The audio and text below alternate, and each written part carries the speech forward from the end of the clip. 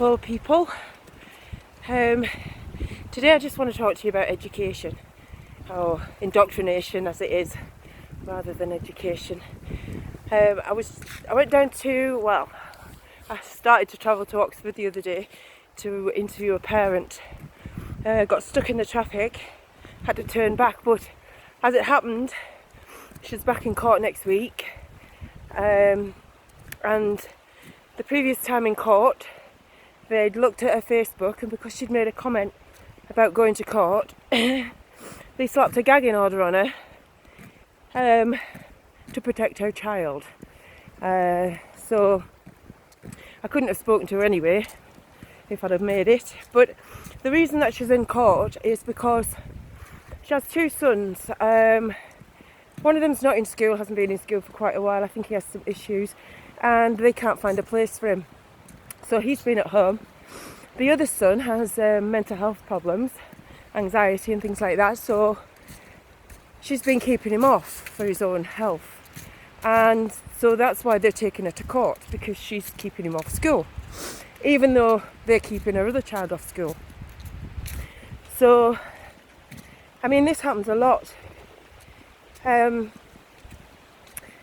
don't know what the hell they're doing to our kids, to be honest. My daughter works in a school and all the kids just want to be Instagram famous. I know they push it down their throats that, you know, if you don't conform, if you don't do as you're told, if you don't abide by the rules, your life's over, you're not going to get a job, you won't get married, you won't afford a car, you'd never buy your own house, all of that shit. So those that don't conform or can't conform because they know it's bullshit, they're the ones that get punished. They're the ones that you see running around the schools with no direction, or staring at the navel at home if they're not consumed with the Xbox or the PlayStation. And I mean, this is deliberate. Kids aren't socialising as such physically. They're doing it all online. And as we know, there's a big risk to that as well. But I'm just really concerned about what they're doing to our young people. And I was asked the question the other day, if I was a member of a new party, not left or right, just Patriots Party, what was the one policy that I would want to take forward? And my answer is clearly education. I completely want an overhaul, a reform of education. I have my own ideas about what that would look like, obviously, but it would certainly include encouraging a child's creativity at a very young age. There'd be meditation in the beginning of class, not isolation. There'd be health and well-being, spiritual lessons, philosophy, tapping into the child's creative streak, finding out their talent and helping them grow that, teaching them practical skills for adulthood, psychology so they can understand themselves as much as anybody else, how to defend themselves from attack, not go running to somebody because they're offended. And also the teachers, when a child goes to them with a problem, and as the boy said, I interviewed the other day that had been put in care because he went into school and he was feeling a little bit left out at home with the younger siblings, and he said he dramatised it a little bit to get some attention. He thought that they would just have his mum and dad come into the school, they would tell him how he was feeling, mum and dad would pay him a bit more attention and not be consumed. I mean, there was a baby in the house, it wasn't that they were ignoring him.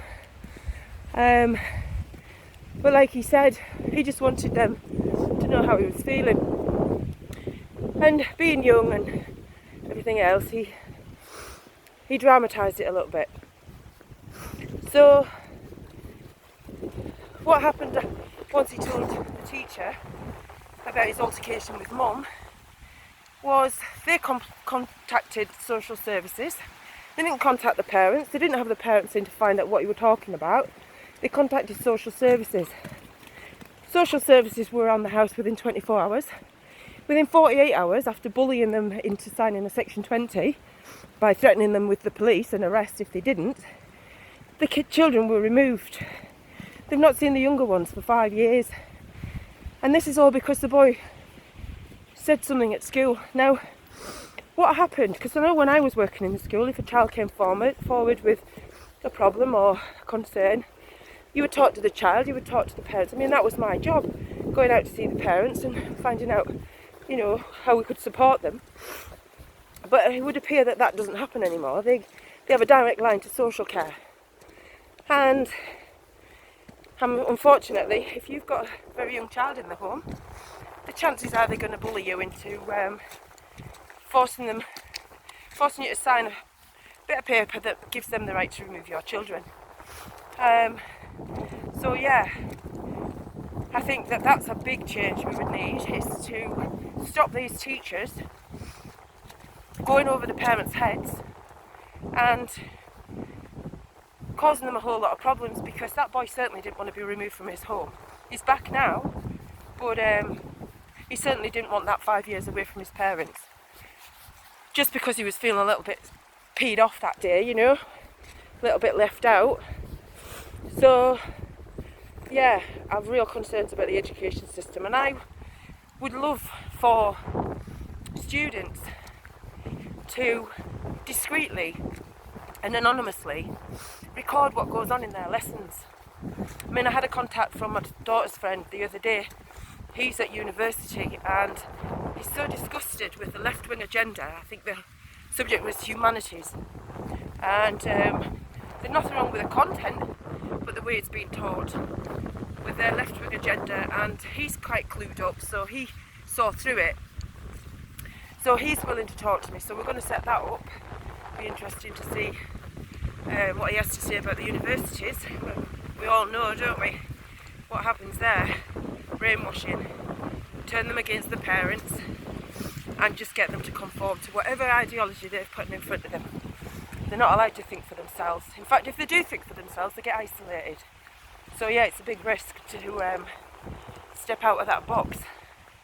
But I have faith in a lot of the young people these days, especially the ones that kick against the system, that they're not buying into that bullshit. And one day they're going to stand up and fight for their rights, because they're going to have to. If things carry on the way they're going, they're going to have to. And I just hope there's enough of them out there strong enough to take up that fight. The fight that we're starting, you know, and we will continue as long as it takes. And hopefully we will get a new party. Not too political, but we will have on the agenda policies, and we will fight for those rights. We will fight for the rights of our children.